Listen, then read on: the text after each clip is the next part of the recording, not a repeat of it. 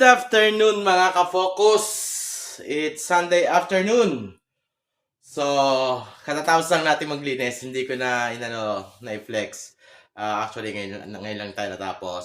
Kaya ngayon ako nag-record. So, kanina pa tayong alauna dito ng hapon. Ngayon ay nakatapos tayo is 4:30 in the afternoon. So, ayun, nalinis na natin tong office, yung likod, yung CR, na-brush na natin, yung mga urinal, tsaka yung bowl. Nalinis natin yung office ni boss, yung mga table, ng mga engineer, ayan, makintab naman, ayan, pati sa boss ko, ayan, tapos, na-map na rin natin. Tapos na rin tayong mag-map, pinakintab na rin natin yung swelo, check natin, diba?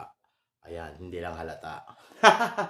Pero na-map na natin yan na gamitan natin ng ledge floor wax, liquid floor wax. So, ayan mga ka-focus, thank you. Salamat sa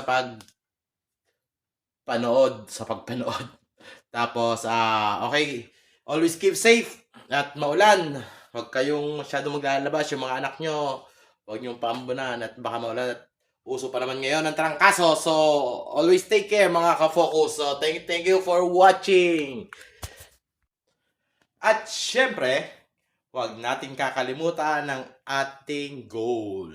Ang ating simpleng kasabihan na focus lang tayo sa goal natin sa buhay para sa ating pamilya. Okay guys, thank you for watching and stay safe. God bless you all. Let's go! In the club with my homies, tryna get a little VI. Keep it down on the low.